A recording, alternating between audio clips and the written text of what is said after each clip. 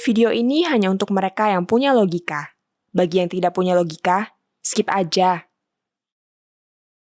Banyak yang nyinyir soal kunjungan Presiden Jokowi ke Ukraina dan Rusia akhir bulan lalu. Tentu saja kita tak bisa berharap perang akan selesai begitu Jokowi datang menemui Vladimir Putin dan Volodymyr Zelensky. Kalau ada yang berpikiran begitu, ya dia harus paham bahwa tidak pernah ada perang yang bisa diselesaikan melalui satu kunjungan. Tapi upaya Jokowi merintis berakhirnya perang adalah sebuah langkah hebat yang harus diapresiasi.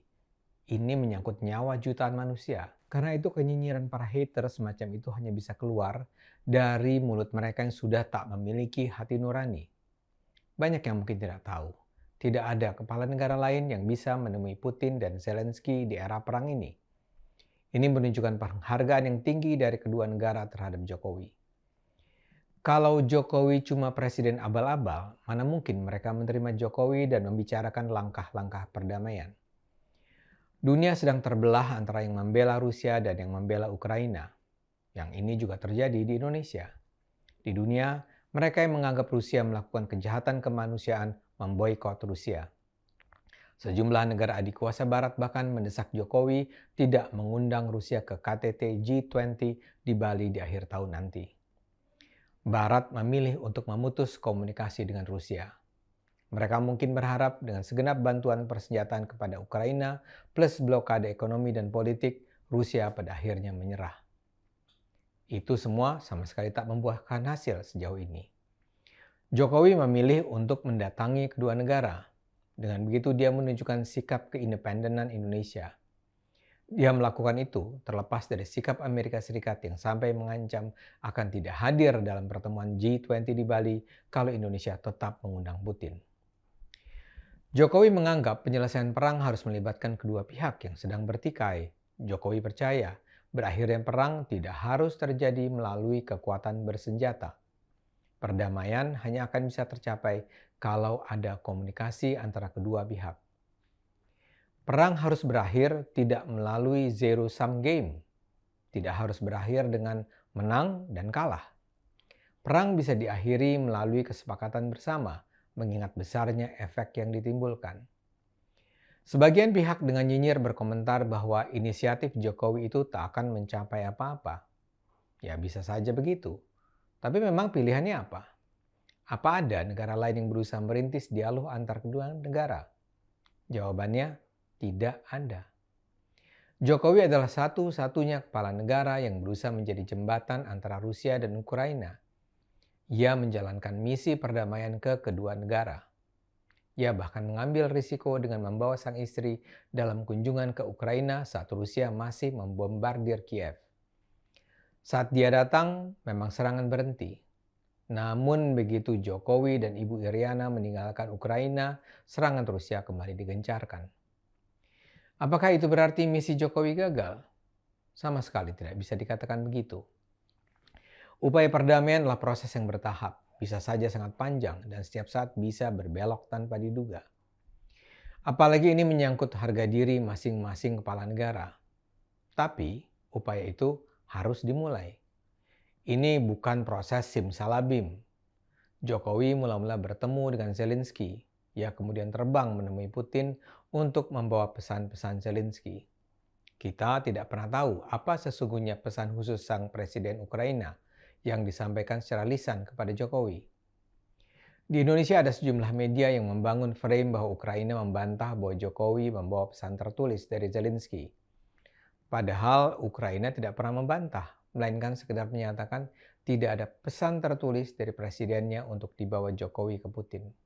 Dua hal yang tentu saja berbeda. Jokowi tidak membawa pesan tertulis, namun jelas dia menyampaikan pesan Zelensky ke Putin. Zelensky tentu tidak menyatakan akan menyerah atau hal semacam itu terkait peperangan. Namun ada satu hal penting yang sangat serius, yakni soal pembukaan bagi jalur ekspor dari Ukraina ke banyak negara di dunia. Dan inilah nampaknya salah satu capaian terpenting dari pertemuan Jokowi dengan Putin. Seperti banyak diberitakan, Putin memang enggan bicara terlalu banyak soal prospek pengakhiran perang. Namun, dia ada mengeluarkan janji-janji yang kalau ditepati akan bermanfaat bagi ekonomi dunia. Yang utama harus dicatat adalah keberhasilan Jokowi meminta Putin memberi jaminan bagi pasokan pangan dan pupuk baik dari Rusia maupun dari Ukraina.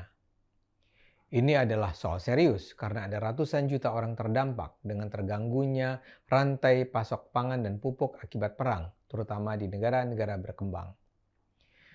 Blokade Rusia sejak awal perang membuat Ukraina tidak bisa mengekspor produk biji-bijian seperti gandum yang menjadi sumber bahan pangan di sejumlah negara.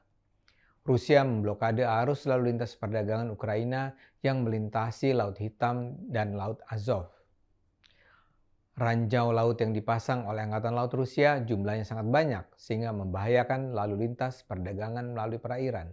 Jika bahan baku pangan itu tidak bisa diekspor, maka persediaan akan berkurang dan ini akan memicu kenaikan harga bahan pangan.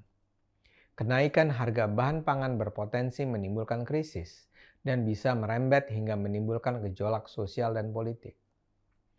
Pemblokiran ekspor Ukraina dan juga Rusia akan menimbulkan krisis pangan dunia.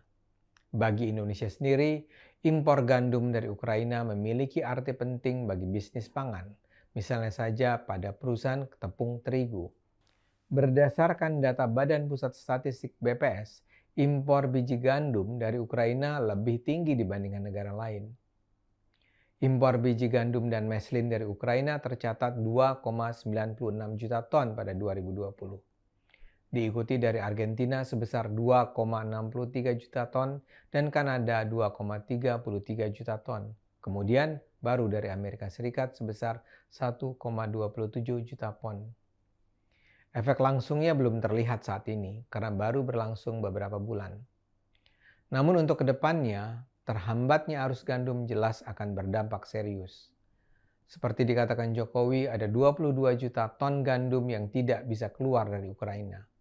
Selain itu, ada 55 juta hasil panen ke depan dari petani yang berpotensi untuk juga terhambat pengeksporannya.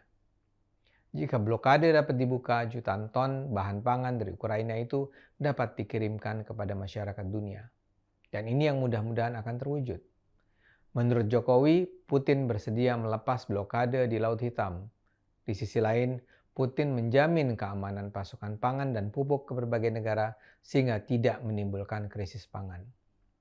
Putin juga menyatakan akan berlanjut mengekspor produk pertaniannya termasuk gandum ke lebih dari 100 negara.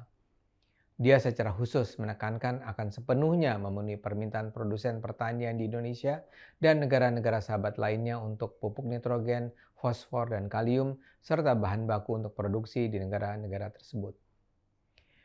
Karena itu yang bilang misi perdamaian Jokowi gagal, pasti adalah orang yang membenci Jokowi sehingga apapun yang dilakukan Jokowi akan direndahkan.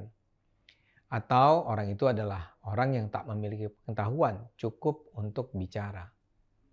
Karena itu ayo gunakan akal sehat. Karena hanya dengan akal sehat, negara ini akan selamat.